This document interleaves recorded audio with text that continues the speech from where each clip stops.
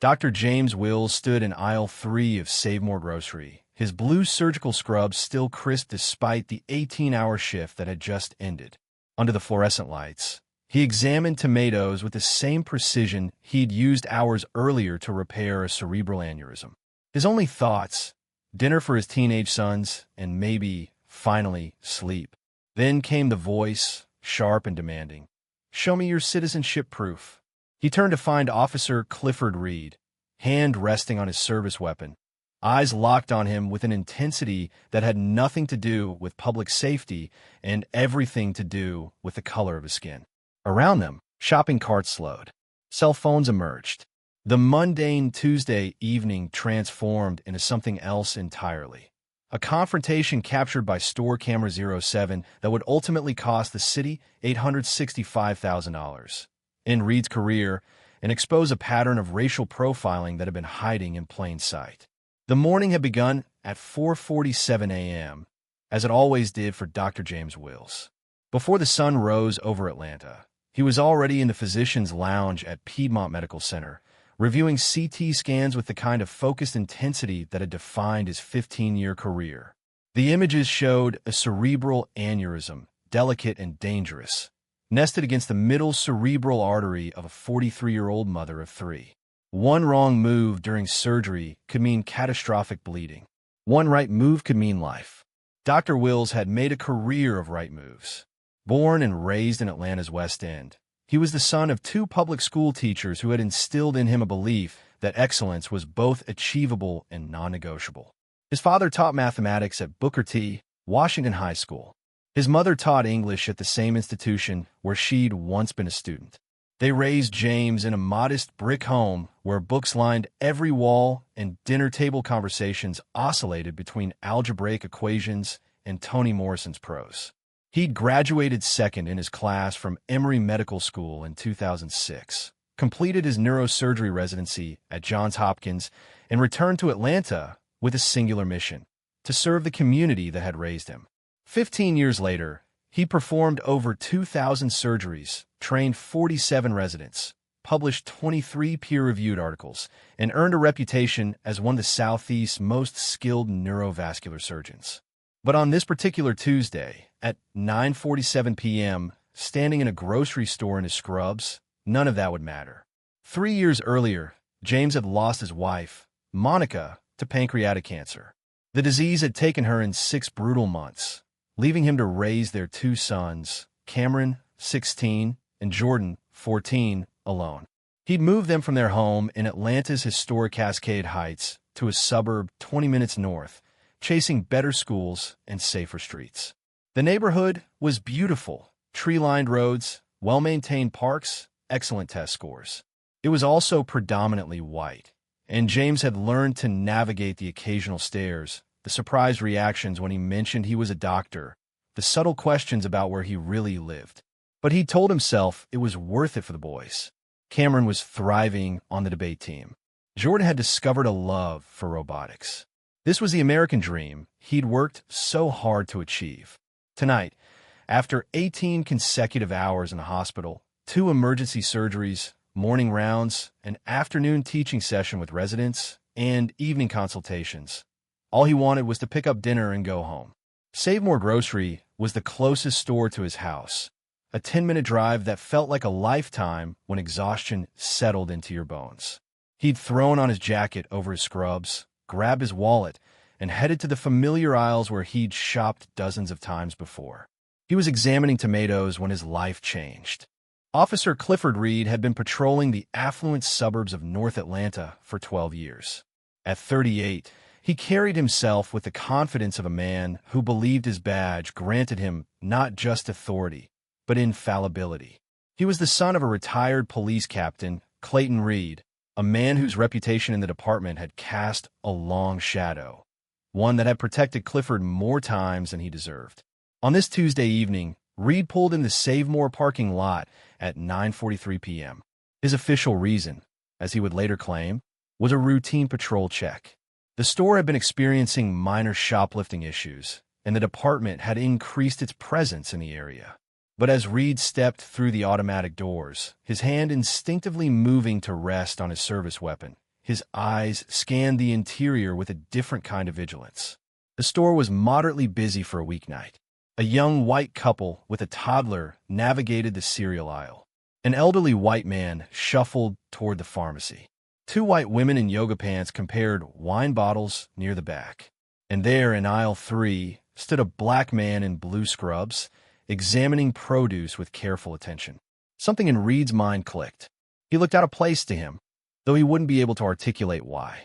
The scrubs suggested medical work, but his brain refused to process that information neutrally.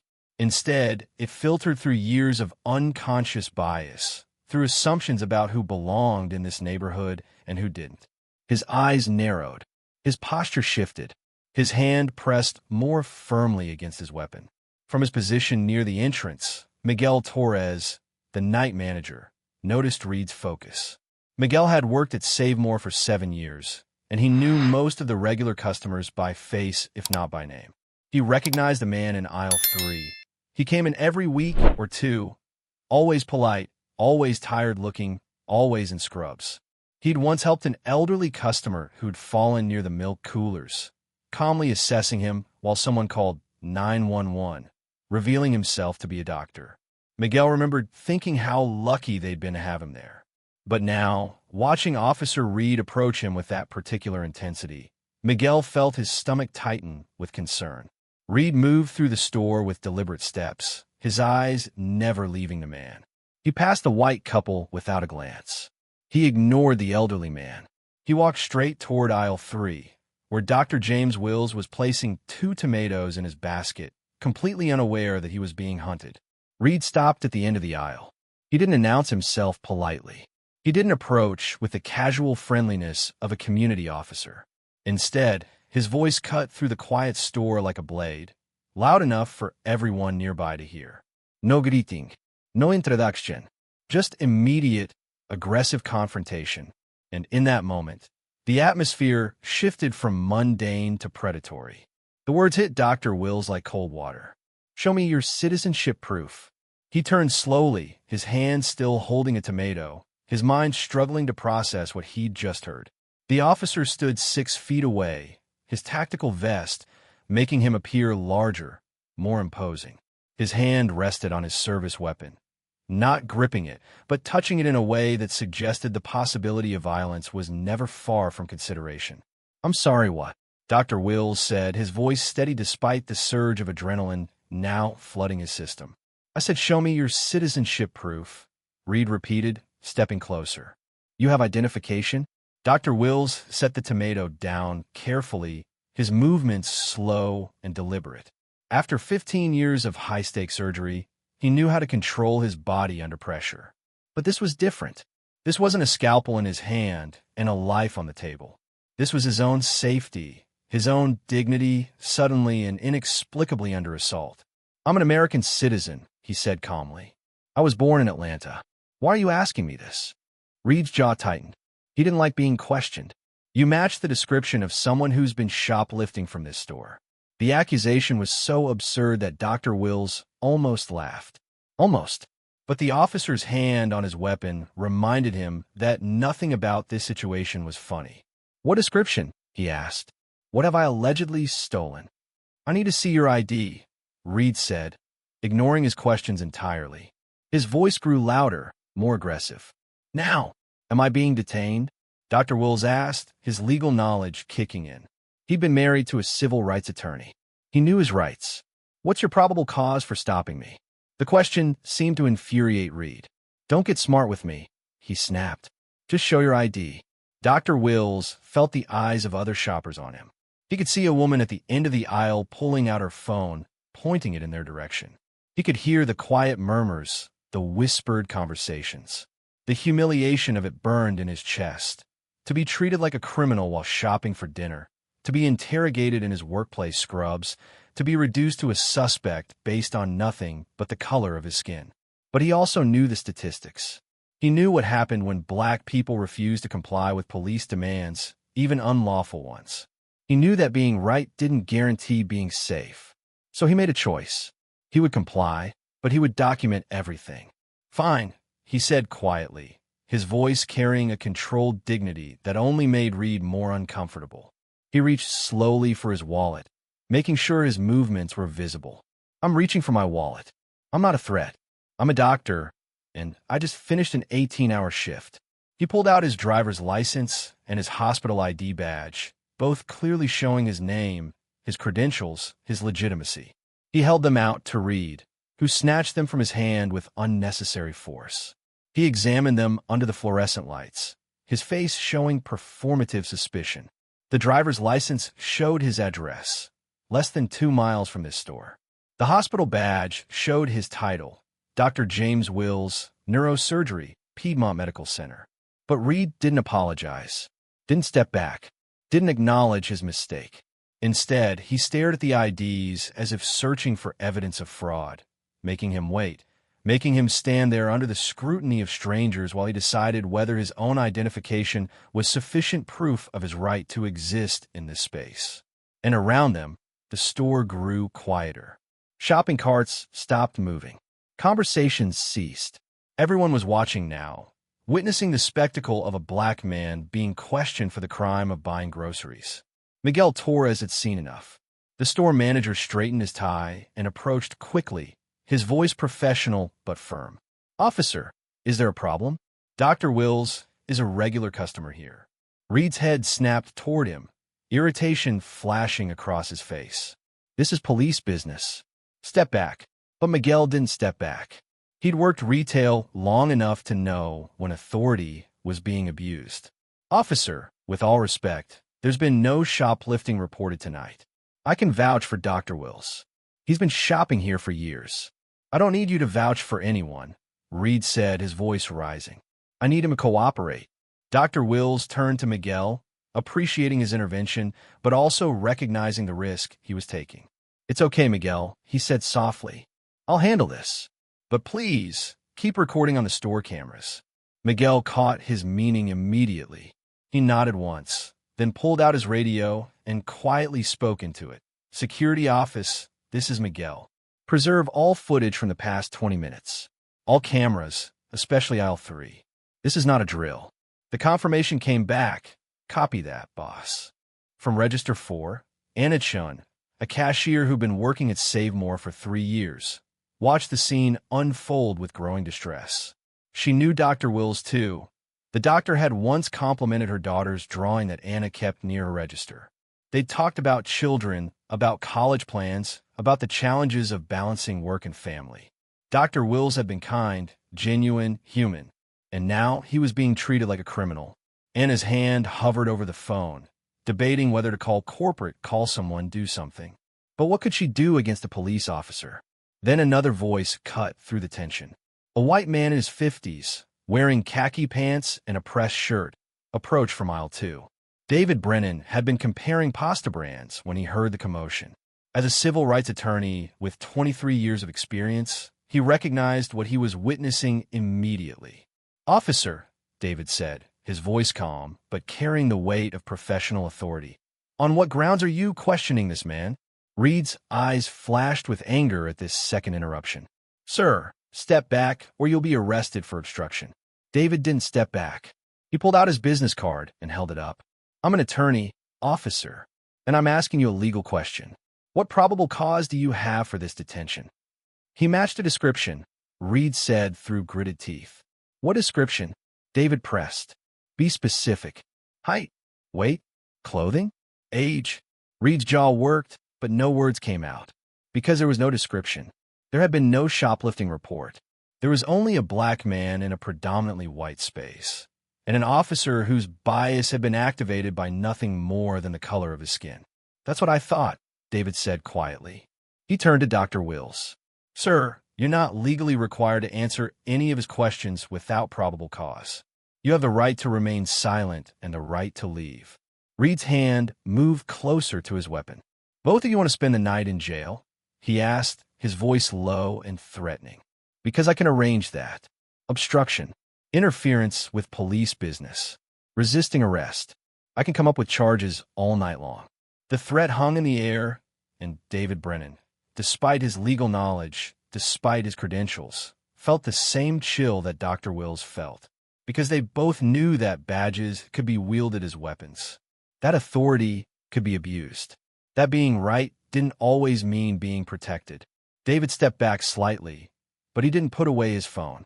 The camera kept recording, capturing every word, every threat, every moment of this unlawful detention.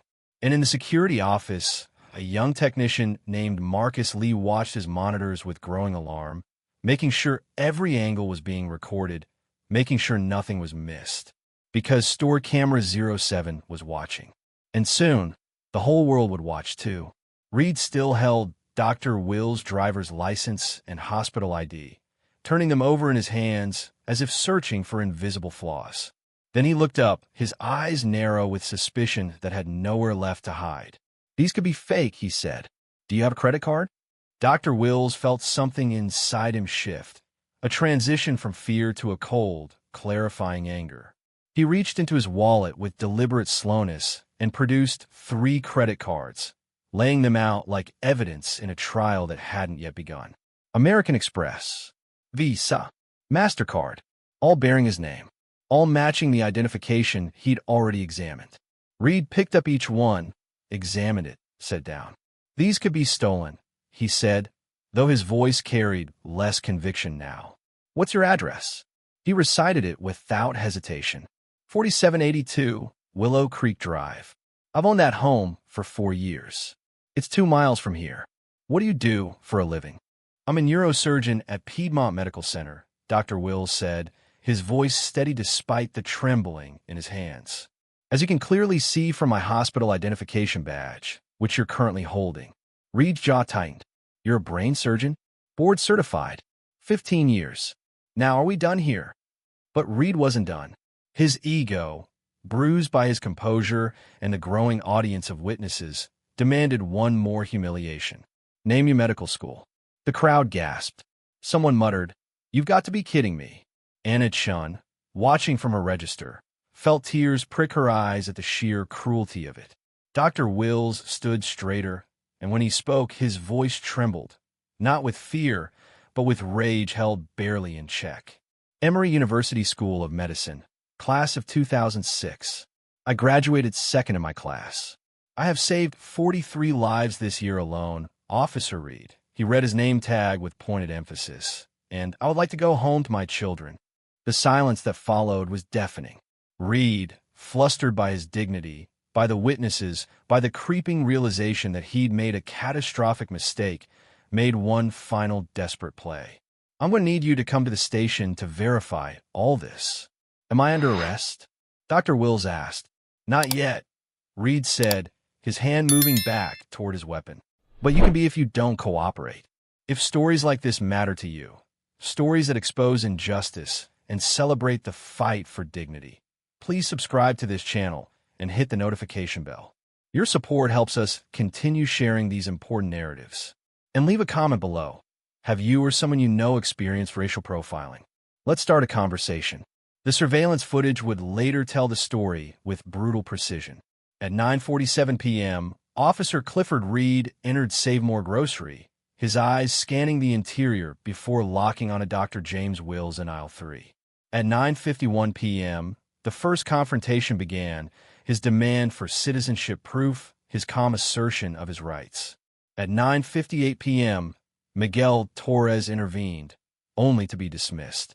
At 10:02 p.m., David Brennan identified himself as an attorney and challenged Reid's probable cause. At 10:08 p.m., the credit card interrogation reached its absurd peak. At 10:14 p.m., Reid pulled out his radio and called for backup, reporting an uncooperative suspect at SaveMore. His voice on the recording would later be played in court. Tense, frustrated, looking for reinforcement to validate a stop he knew was indefensible. Officer Maria Santos arrived 7 minutes later, stepping through the automatic doors to find a scene that made her stomach drop. A black man in medical scrubs, clearly exhausted, standing in front of a grocery basket containing tomatoes, bread, and chicken. Her colleague, Officer Reid, standing too close, hand on weapon, face flushed with anger. A crowd of shoppers filming on their phones. The store manager looking stricken. An attorney with his business card out. What's the situation? Santos asked quietly, already sensing she'd walked into something ugly. Possible shoplifting suspect refusing to cooperate, Reid said, his voice tight. Santos looked at Dr. Wills. The professional attire, the hospital ID, clearly visible, the basket with $47 worth of groceries. Then she looked at Reid, and something in her expression hardened. Cliff, what probable cause do we have? He matched a description, Reid said defensively. What description?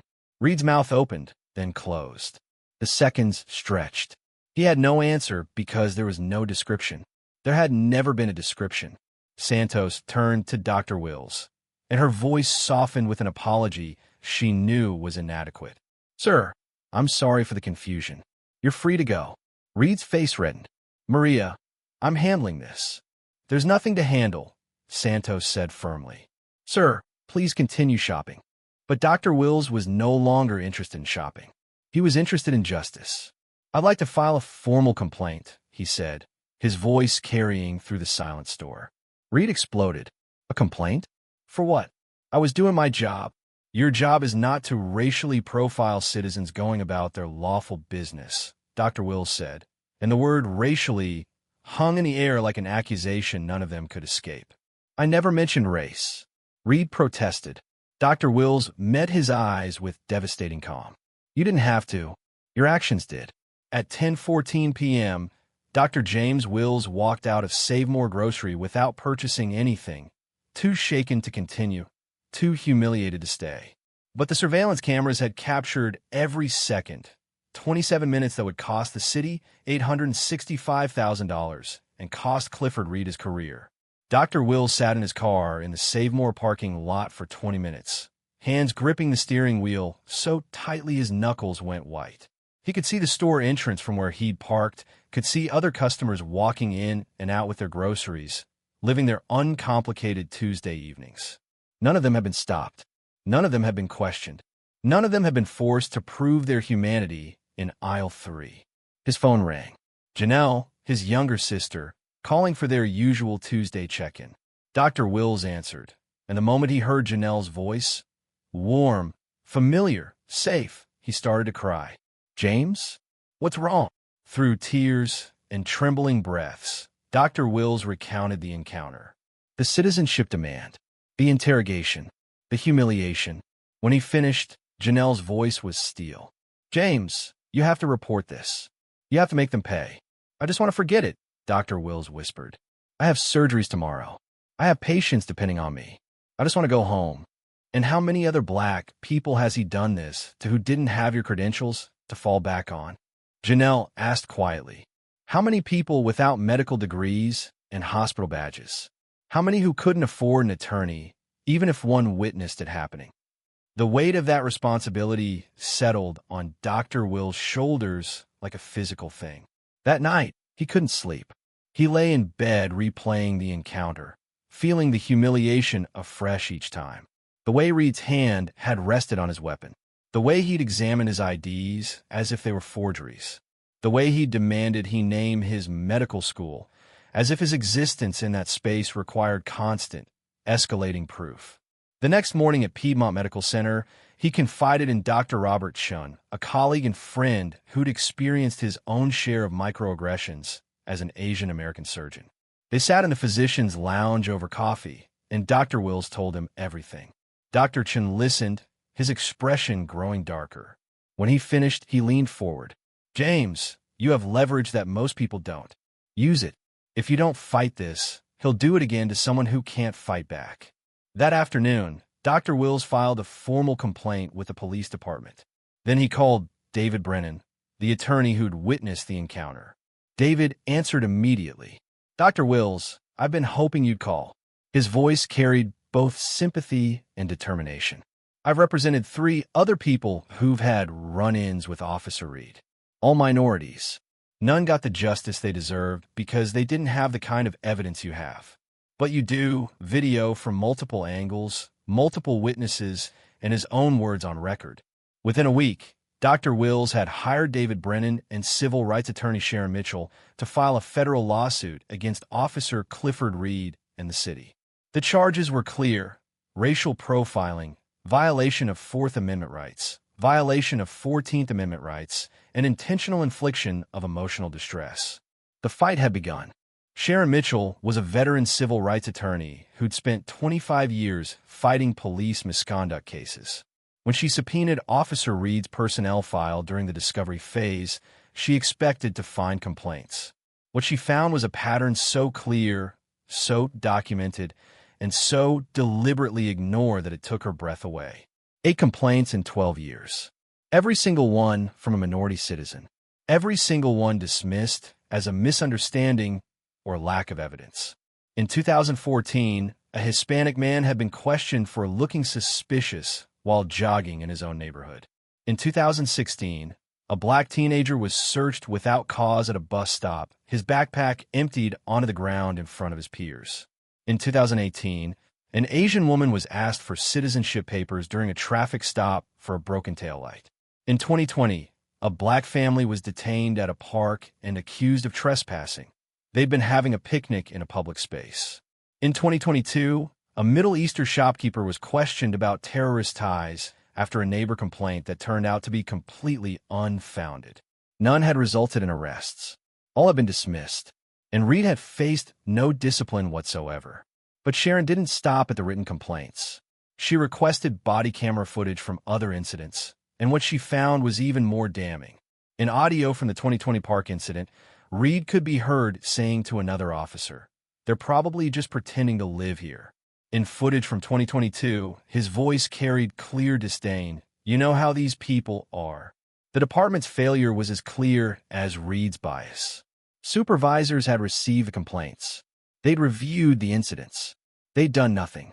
Internal emails revealed why. Reid's father was Clayton Reid, a retired police captain with decades of influence. Clifford Reid wasn't just protected by his badge. He was protected by a system that valued loyalty over justice. David Brennan tracked down Reid's other victims. 3 agreed to testify. When Dr. Wills read their depositions, he wept, not just for himself, but for them. A teenage boy humiliated in front of his friends. A mother terrified during a simple traffic stop. A family's picnic transformed into a trauma. "This could have been so much worse," he told Sharon during a strategy meeting. "I had the privilege of education, of articulacy, of credentials they couldn't completely dismiss. These people didn't. They were just as innocent, but no one believed them." Sharon nodded grimly. "That's why we're not just suing for what happened to you. We're suing for institutional failure to address a pattern of racial bias. This case is about all of them." The trial date was set. The courtroom was packed on the first day of trial. Dr. Wills sat at the plaintiff's table in a navy suit, his hands folded, his expression composed. Across the aisle, Officer Clifford Reid sat with the city's defense attorneys, his uniform replaced with civilian clothes, his face carefully neutral. Sharon Mitchell's opening statement was simple and devastating. She played the surveillance footage from SaveMore in its entirety, all 27 minutes. The jury watched in silence as Dr. Wills examined tomatoes, as Reid approached with his hand on his weapon, as the confrontation escalated despite his calm cooperation. They watched Miguel Torres intervene and be dismissed. They watched David Brennan identify himself as an attorney and be threatened. They watched Reid demand proof after proof after proof, each request more absurd than the last. When Dr. Wills took the stand, he described his day with quiet precision. The 18-hour shift, the surgeries, the exhaustion, his simple intention to buy dinner for his sons and go home. He described the fear he'd felt when Reid's hand touched his weapon, the humiliation of being interrogated in front of strangers, the psychological impact that lingered months later. The defense's cross-examination tried to rattle him. "Dr. Wills, have you ever been accused of a crime before?" "Never," he said calmly. "I've never even had a parking ticket." "Isn't it possible Officer Reid simply made a mistake?" "A 27-minute mistake?" Dr. Wills asked. "A mistake that required me to produce 3 forms of identification, recite my address, name my profession, and identify my medical school? No, that wasn't a mistake. That was bias. When Reid took the stand, Sharon Mitchell circled him like a surgeon approaching a tumor. "Officer Reid, can you describe the shoplifting suspect you were looking for that night?" Reid shifted in his seat. "African-American male, approximately." "Height," Sharon interrupted. "Weight? Clothing? Age? Any specific details at all?" "I don't recall the exact description." "You don't recall? Or there never was one?" Silence. Sharon pulled out a document. "In fact, Officer Reid, there was no shoplifting report filed that day at SaveMore Grocery, was there?" Reid's jaw tightened. "I may have received incorrect information." "From whom?" "I don't recall." Sharon pressed a button, and Reid's own voice filled the courtroom. Body camera audio from that night, captured as he walked to his patrol car after Dr. Wills left. He was talking to another officer. "He doesn't look like he belongs here." The jury leaned forward. "Officer Reid," Sharon said quietly, "what did you mean when you said Dr. Wills didn't look like he belonged in a grocery store in his own neighborhood?" "That he looked out of place," Reid said, but his voice had lost its conviction. "Out of place in a grocery store? In medical scrubs? Carrying a shopping basket with $47 worth of groceries? Or out of place because he was black in a predominantly white suburb?" Reid had no answer. The jury deliberated for 4 hours. When they returned, the forewoman stood and read the verdict with clear, unwavering conviction. "We find the defendant, Officer Clifford Reid, liable on all counts." The damages were announced. $865,000. $365,000 in compensatory damages for emotional distress, humiliation, and loss of sense of security. $500,000 in punitive damages to punish the pattern of behavior and deter future violations. The courtroom erupted. Dr. Wills wept quietly, his sister Janelle holding his hand. Across the aisle, Reid sat motionless, his face pale. 3 days later, the city terminated Officer Clifford Reid from the police force. 6 months after the verdict, Dr. James Wills walked through the automatic doors of SaveMore Grocery for the first time since that Tuesday night. His heart hammered in his chest, but he forced himself forward, reclaiming the space that had been stolen from him. Miguel Torres saw him immediately and approached with genuine warmth. "Dr. Wills," he said, his voice thick with emotion, "it's an honor to have you back." He smiled, feeling something unlock in his chest. "Thank you, Miguel, for everything you did that night." He walked to aisle 3, picked up tomatoes with steady hands, and continued shopping. No one stopped him. No one questioned him. He was just another customer on a peaceful evening, exactly as it should have been from the start. At the register, Anna Chun rang up his groceries with careful attention. As she handed Dr. Wills' receipt, she said quietly, "Thank you for what you did.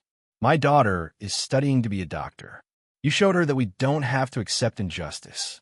Dr. Wills used $200,000 of his settlement to establish the Dignity Defense Fund, providing free legal representation for victims of racial profiling who couldn't afford attorneys. He partnered with the Atlanta Police Department's new leadership to create mandatory implicit bias training, a program that required every officer to watch the SaveMore surveillance footage and understand the real-world impact of racial profiling. They named it the Wills Protocol. 1 year after implementation, complaints of racial profiling in the district dropped by 43%. Officers learned to recognize their biases, to question their assumptions, to see the humanity in every person they encountered. Dr. Wills continued his work at Piedmont Medical Center, continued saving lives with the same precision and dedication that had defined his career. But now he also saved communities, one training session, one funded legal case, one conversation at a time. On Tuesday evenings, he sometimes stopped at SaveMore after his shift, walking through aisle 3 with his head high. Once, he paused and looked up at camera 07, the silent witness that had captured both his humiliation and, eventually, his triumph. He gave it a small nod of acknowledgement. The same camera that had watched his dignity under assault now watched him reclaim his space, his peace, his right to exist without explanation. He'd transformed his trauma into systemic change, proving that justice, though hard one, was possible. And in a world that often demanded black people prove their worth, Dr. James Wills had proven something far more important, that dignity could not be stripped away by bias, and that fighting back could create a future where others wouldn't have to fight at all. Dr. James Wills turned an injustice into a movement for change. If his story inspired you, please like this video, share it with someone who needs to hear it, and subscribe for more stories of courage and justice. Drop a comment telling us what the Wills Protocol should look like in your community. Together, we can make sure stories like this lead to real change. Thank you for watching.